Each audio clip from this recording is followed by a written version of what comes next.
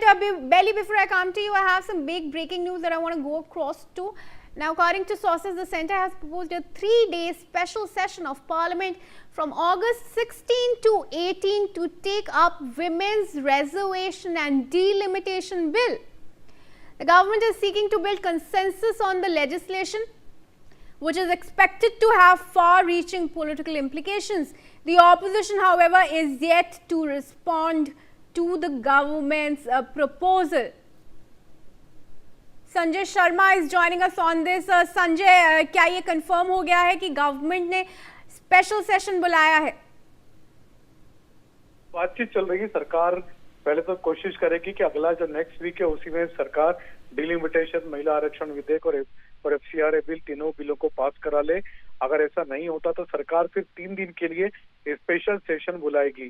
केंद्रीय संसदीय कार्य मंत्री किरण रिजिजू ने साफ कर दिया था कि सरकार का अगर एजेंडा पूरा नहीं होता तो फिर सरकार 3 दिन के लिए स्पेशल सेशन बुलाएगी और ये तारीखें होंगी 17, 18, 19, 17, 18, 19 अगस्त को सरकार स्पेशल सेशन बुला सकती है। लेकिन वो सेशन डिफरेंट सेशन नहीं होगा, इसी मानसून सेशन को एक्सटेंड करके 3 दिन का अलग सत्र बुलाया जाएगा, जिसमें डिलिमिटेशन बिल, महिला आरक्षण विधेयक को सरकार की तरफ से पास कराया जाएगा।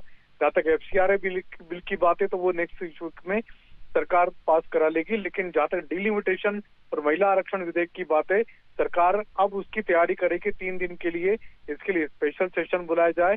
हालांकि वो स्पेशल सेशन मानसून सत्र जो संसद का अभी मौजूदा हालत में चल रहा है उसी का एक्सटेंशन वाला पार्ट होगा। क्या रिस्पॉन्स आया है स्पेशल सेशन के ऊपर? क्या ऑपोजिशन पार्टीज ने भी हामी भरी है? देखिए, आज केंद्रीय संसदीय कार्य मंत्री किरण रिजिजू के लगभग 50 मिनट की बातचीत हुई है। राहुल गांधी से, प्रियंका गांधी से, खुद किरण रिजिजू जाकर के राहुल गांधी से मिलकर के उनसे सारे इश्यूज पे बात हुई है। डिलिमिटेशन की बात हुई है, महिला आरक्षण विधेयक पर बात हुई है, एफसीआरए बिल पर बात हुई है। तो हालांकि राहुल गांधी अभी भी एडोमेंट है, अभी भी ऐसा लगता है कि कहीं ना कहीं उनकी नाराजगी है अभी भी। लेकिन सरकार ने उनसे सहयोग मांगा है क्योंकि दोनों जो बिल हैं ये बड़े बिल हैं जो कि कॉन्स्टिट्यूशन अमेंडमेंट इसके लिए लगेगा। सरकार को लगभग 2/3 बहुमतों की आवश्यकता पड़ेगी और सरकार भी चाहती है और राहुल गांधी से भी अपील की गई कि देश भर की महिलाओं के लिए एक बड़ा मैसेज होना चाहिए कि देश की संसद ने एक तरफा उनके लिए बिल पारित किया है, कानून बनाया है। Right. Let's also go across to NewsX editorial director Ms. Priya Sehgal is joining us. Ma'am, what updates and confirmation have we got on this special session once again called over the delimitation bill? This was in the air, a couple of reasons. One, of course, is the arithmetic, which, the government has to really do, because to pass the bill, they have to get the DMK on board.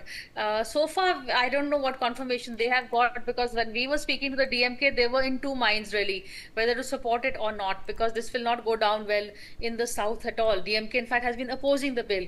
But obviously, some kind of assurances must have been given. Otherwise, Amit Shah will not make this move. He's been wanting to change the narrative ever since the youth protests. The government has been on a back foot, and especially also today's date, it's very interesting because 5th August is the date when the government always comes up with something dramatic. Yes. We've seen them, the article 370 was removed on August 5th, the announcement was made, the triple talaq announcement was made on 5th August. So just yesterday only I was telling someone कि कुछ ना कुछ करेंगे 5th August को, and well, this is it. Even the Ram Mandir was constructed on the 5th of August. So yes, you're right there. Yeah, you're absolutely right. Yes, well said. Yes.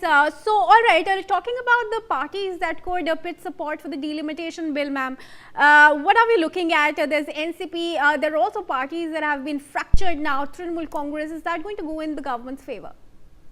See, Trinamool Congress is fractured, as you said. NCP so far has, been, Supriya Sule held that press briefing just before the parliament session, and everybody was expecting her to make the announcement in favor of the delimitation bill. What she said at that time was, we will study the bill when it comes. So she didn't say no, but she didn't say yes either. And after that, throughout the session, she's been really opposing the government, whether it is especially on the youth protest and other issues also. She's been standing in the protest along with Rahul Gandhi and Priyanka Gandhi outside the Prime Minister's house. gloves. So everybody was thinking कि NCP नहीं जाएगा, but Amit Shah doesn't make announcements without doing the arithmetic, especially because they've already had the bill voted down in one special session. This is why it makes me wonder that defying all logic, that he has managed to get the numbers, and the numbers can only come from breaking of DMK, breaking of Samajwadi Party, and breaking of the NCP. Now Samajwadi Party seems pretty much standing with Akhilesh Yadav. They have not really given any indication of wavering, but Supriya Sule, her saying that we'll support the bill, let us see it and then we'll support it. DMK is pretty upset with the Congress for siding with TVK and Vijay. So DMK seems ripe for switching over, but DMK again, what will they gain by switching over?